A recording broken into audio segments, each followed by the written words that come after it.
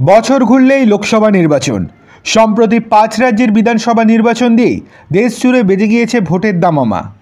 শাসক থেকে বিরোধী সকলেই প্রস্তুতি তুঙ্গে। ওদিকে দিন কয়েক আগেই একদিনের বঙ্গ সফরে এসেছিলেন কেন্দ্রীয় স্বরাষ্ট্রমন্ত্রী অমিত শাহ এবং জেপি নাড্ডারা। তারপর থেকেই আরও খানিকটা চাঙ্গা হয়ে উঠেছে গেরুয়া শিবিরও। বর্তমানে বঙ্গ বিজেপির অন্দরে লোকসভার টিকিট বন্টন নিয়ে জোর তৎপরতা। সূত্রের খবর, ইতিমধ্যে বিজেপির সর্বভারতীয় সভাপতি জেপি নাড্ডার কাছে 42টি আসনের খসড়া প্রার্থী তালিকা জমা করেছে বঙ্গ বিজেপি নেতৃত্ব। আর সেই তালিকায় একের পর এক চমক থাকছে একাধিক হেভিওয়েটের নাম। ওদিকে গতবারের জয়ী সাংসদদের মধ্যে থেকেও করা হচ্ছে ছাঁটাই। প্রসঙ্গত, গত 26শে ডিসেম্বর কলকাতায় আসেন বিজেপির দুই মহারথী শাহ এবং নাড্ডাজি। পর্যালোচনা বৈঠক, সাংগঠনিক বৈঠক। বিজেপির জেলা ও জোনের দায়িত্বপ্রাপ্ত নেতা, কোর কমিটির সদস্য ও পর্যবেক্ষকদের সাথে বৈঠক করেন শাহ এবং নাড্ডাজিরা। তবে কোর কমিটির সেই বৈঠকে রাজ্য বিজেপির 24 সদস্যের মধ্যে 23 জন হাজির হলেও অনুপস্থিত ছিলেন মহাগুরু মিঠুন চক্রবর্তী। কেন লোকসভা ভোটের চূড়ান্ত প্রস্তুতির বৈঠকে ছিলেন না তিনি? এই নিয়ে শুরু হয়েছিল জল্পনা। তবে এরই মধ্যে জানা যাচ্ছে রাজ্যের 42টি আসনের মধ্যে খসড়া প্রার্থী তালিকায় নাম রয়েছে অভিনেতা মিঠুন চক্রবর্তীও। প্রথমবার জাতগোখরোকে ভোটের ময়দানে আনতে চলেছে বিজেপি। সব কিছু ঠিক থাকলে যাদবপুরের শাসক দলের বিরুদ্ধে ফাইটে নামবেন সবার পছন্দ মহাগুরু মিঠুন চক্রবর্তী। ওদিকে উত্তরবঙ্গের কোচবিহার এবং আলিপুরদুয়ার কেন্দ্রে দুই কেন্দ্রীয় মন্ত্রী নিশীথ প্রামাণিক এবং জন বার্লা এবারও নামবেন লড়াইয়ের ময়দানে। তবে আশ্চর্যজনক বিষয়, এবার নাকি নিজের গড় মেদিনীপুরে আর লড়তে দেওয়া হবে না বিদায়ী সাংসদ দিলীপ ঘোষকে। তার বদলে হেভিওয়েট এই বিজেপি নেতার জন্য ঠিক করা হয়েছে ডায়মন্ড হারবার। খসড়া প্রার্থী তালিকায় ডায়মন্ড হারবারের তৃণমূলের সাধারণ সম্পাদক অভিষেক বন্দ্যোপাধ্যায়ের বিরুদ্ধে রয়েছে ঘোষবাবুর নাম। তবে দলের এই সিদ্ধান্তে মোটেই মত নেই তার। বিজেপি সূত্রের খবর, মেদিনীপুর কেন্দ্রেই বিজেপির বদলে অভিনেত্রী অঞ্জনা বসুকে লড়তে চাইছে বঙ্গ বিজেপি নেতৃত্ব। তবে দিলীপ নাকি সাফ জানিয়ে দিয়েছেন, মেদিনীপুর নয় তো কোথাও নয়। এই বিষয়ে সংবাদ মাধ্যমের প্রশ্নে তিনি জানান, আমি কাউকে ছাড়তে চাই না, আর ছাড়ার কোনো প্রশ্নও নেই। ওদিকে অভিনেত্রী লকেট চট্টোপাধ্যায়েরও কেন্দ্র বদল হয়েছে, লড়তে পারেন এবার বাঁকুড়া থেকে। বঙ্গ বিজেপির সভাপতি সুকান্ত মজুমদার এবারও লড়বেন নিজের কেন্দ্র বালুরঘাট থেকেই। বদল হয়নি জলপাইগুড়ি ও আলিপুরদুয়ারেও। উত্তরবঙ্গের জলপাইগুড়ি থেকে লড়বেন জয়ন্ত রায়, আলিপুরদুয়ার থেকে লড়বেন দেবশ্রী চৌধুরী। দার্জিলিং থেকে আসরে নামতে পারেন রাজু বিস্তারি। পূর্ব মেদিনীপুরের কাথি কেন্দ্র থেকে বিরোধী দলনেতা শুভেন্দু অধিকারী লড়বেন কিনা সেই বিষয়ে এখনও পাকাপাকি কোনো সিদ্ধান্ত নেওয়া হয়নি। শুভেন্দু যদি না লড়েন তাহলে সেক্ষেত্রে সেখানে প্রার্থী হবেন শুভেন্দুর ভাই সৌমেন্দু অধিকারী। যদিও এই নিয়ে চূড়ান্ত সিদ্ধান্ত এখনও হয়নি, আলোচনার পর্যায়ে রয়েছে। ওইদিকে পশ্চিম মেদিনীপুর থেকে প্রার্থী হচ্ছেন ভারতী ঘোষ। বারাসাত থেকে বিজেপির টিকিট পেতে পারেন রূপা গঙ্গোপাধ্যায়। এই কেন্দ্র থেকে বিজেপির প্রথম পছন্দ রূপা দেবী। দ্বিতীয় অপশন হিসেবে রয়েছেন বিমল শঙ্কর নন্দর নাম। ঝাড়গ্রাম থেকে লড়বেন বিদায়ী সাংসদ কুনার হেমব্রম। টিকিট হারাতে পারেন বিদায়ী সাংসদ তথা মন্ত্রী ডক্টর সুভাষ সরকার। সাম্প্রতিক সময়ে তাকে নিয়ে দলের অন্দরেই চর্চার কোনো শেষ নেই। উত্তর কলকাতা থেকে নামতে পারেন সজল ঘোষ। হুগলির আরামবাগ থেকে বিজেপির টিকিট পাবেন মধুসূদন বাগ। বিষ্ণুপুর ও পুরুলিয়া কেন্দ্র থেকে সৌমিত্র খা ও জ্যোতির্ময় সিং মাহাতোই লড়বেন। বর্ধমান, দুর্গাপুর ও আসানসোল কেন্দ্রে বিজেপির সম্ভাব্য প্রার্থী হিসেবে নাম রয়েছে কেয়া ঘোষ এবং অগ্নিমিত্রা পলের।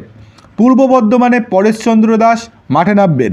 বর্ধমান দুর্গাপুর কেন্দ্রে সুরিন্দর সিং আলুওয়ালিয়ার টিকিট পাওয়ার সম্ভাবনা নেই বললেই চলে। মুর্শিদাবাদের জঙ্গিপুর আসন থেকে টিকিট পেতে পারেন বিধায়ক শিরোপা মিত্র চৌধুরী। অনুব্রতগড় বীরভূমের বিজেপি নেতা দুধ কুমার মণ্ডলের নাম রয়েছে সম্ভাব্য প্রার্থী তালিকায়। বহরমপুরে টিকিট পেতে পারেন বিজেপি নেত্রী মাফুজা খাতুন। মুর্শিদাবাদ কেন্দ্র থেকে বিজেপির সম্ভাব্য প্রার্থী তালিকায় নাম রয়েছে মোহন হালদারের। কৃষ্ণনগরে প্রার্থী হিসেবে দাঁড়াতে পারেন সদ্য প্রাক্তন রাজ্যের অ্যাডভোকেট জেনারেল সৌমেন্দ্রনাথ মুখোপাধ্যায়। আপনাদেরকে আরও বলে রাখছি, কৃষ্ণনগরে প্রার্থী হিসেবে দাঁড়াতে পারেন প্রাক্তন এজি সৌমেন্দ্রনাথ মুখোপাধ্যায়। রানাঘাট থেকে নয়া প্রার্থী হতে পারেন অর্চনা মজুমদার দেবী। ওদিকে শ্রীরামপুরে আইনজীবী নেতা দেবজিৎ সরকার এবং মধুচন্দা কর এই দুই নামের মধ্যে টানাপোড়েন চলছে বর্তমানে।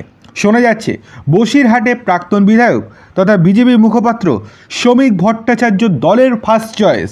বনগাঁয় লড়বেন কেন্দ্রীয় মন্ত্রী শান্তনু ঠাকুর। ব্যারাকপুর ও দমদমের সম্ভাব্য তালিকায় যথাক্রমে নাম রয়েছে বিপ্লব মিত্র ও মনোজ বন্দ্যোপাধ্যায়ের। দমদম থেকে দুই নামের মধ্যে দ্বন্দ্ব, এক প্রাক্তন রাজ্য সভাপতি রাহুল সিনহা, দুই রিমঝিম ঘোষ। দক্ষিণ 24 পরগনার জয়নগরে মথুরাপুরে যথাক্রমে মোহন সরকার ও দিলীপ জাটুয়াকে টিকিট দিতে চাইছে বিজেপি। তবে এর মধ্যে অধিকাংশ কেন্দ্রেই নাম এখনও চূড়ান্ত হয়নি বলে সূত্রের খবর। এই সকল নাম দফায় দফায় যাচাই করে তারপরই কেন্দ্রের তরফে মিলবে সবুজ সংকেত। তবে বলাই বাহুল্য খুব একটা পরিবর্তন হবে না, কেবলমাত্র 20 থেকে 25% হয়তো এর মধ্যে চেঞ্জেস আসবে, কিন্তু বাকি 80% থেকে 75% টোটালি একই থাকবে। যে লিস্ট আপনাদের সামনে তুলে ধরলাম, এই লিস্ট অনুযায়ী মোটামুটি প্রার্থী তালিকা ঘোষণা করবে বিজেপি। এবং যে আসনে লড়ার কথা আপনাদেরকে বললাম, সেই আসনেই এবার ভোটে লড়তে চলেছেন বিজেপির নেতারা এবং নেত্রীরাও। তবে দিলীপ ঘোষের যে আসন, অর্থাৎ উনি তো আসলে মেদিনীপুরের লোক, এবার এই খড়গপুর থেকে তিনি লড়ছেন না, কেননা তাকে লড়তে দেওয়া হবে না বলেই দলের সূত্র মারফত জানা যাচ্ছে। সূত্র মারফত আরও জানা যাচ্ছে ডায়মন্ড হারবারেই তাকে প্রার্থী করছে। এবার দিলীপবাবু এটাতে একেবারেই খুশি নয়।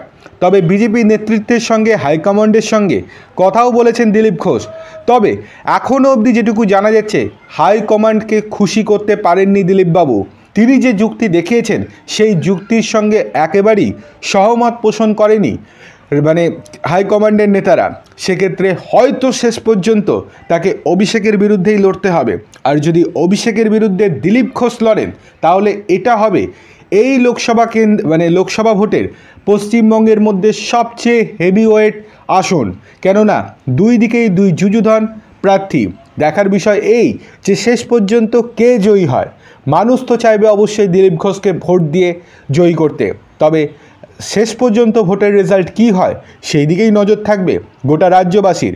তবে বেশ বড় আছে, তার মধ্যে আরও একটা বড় চমক ছিল হচ্ছে রাজ্যের প্রাক্তন এজি সৌমেন্দ্রনাথ মুখোপাধ্যায়, যে কিনা কিছুদিন আগেই ইস্তফা দিয়েছেন অ্যাডভোকেট জেনারেলের পদ থেকে। এবার তিনিও ভোটের ময়দানে। বলে রাখা ভালো, তিনি কিন্তু জুলুবাবুর ছেলে প্রাক্তন, যিনি কিনা একজন বিজেপি নেতা ছিলেন, খুব প্রভাবশালী। তার ছেলে হয়ে রাজ্যের এজি ছিলেন, কিন্তু এবার অবশেষে বাবার পথেই অবলম্বন করলেন। তিনিও এবার ভোটে লড়ছেন। কোথা থেকে? কৃষ্ণনগর। তার বাড়ি কিন্তু কৃষ্ণনগর, অনেকেই হয়তো জানেন না, তার বাড়ি হচ্ছে কৃষ্ণনগর থেকেই তিনি বিজেপির হয়ে এবার ভোটে লড়তে চলেছেন। আপনাদের কি মতামত অবশ্যই কমেন্ট করে আমাদেরকে জানান।